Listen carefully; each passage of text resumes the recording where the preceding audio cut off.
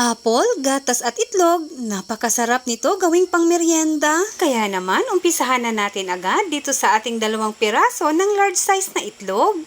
Half cup ng gatas at 1/4 cup ng asukal.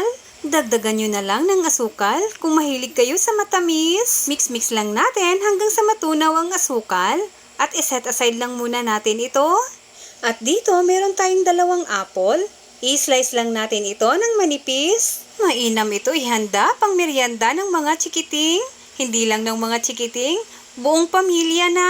Isalansan lang natin itong mabote bago natin ibuhos dito ang mixture natin kanina. Ayan, o diba? Napakadali lang gawin. Hindi natin ito lutuin sa oven at steamer. Lutuin lang natin ito ng 180 degrees Celsius for 30 minutes. At ayan na, may masarap na tayong pangmeryenda na talaga namang nakakatakam. Shoutout po kay Melissa Barrientos ng Cabuyao, Laguna, Sol Valdemoro ng Iloilo, at kay Alona Merete ng Bulacan. Huwag po kalimutan mag-follow and share. Maraming salamat hanggang sa susunod mga kakusina!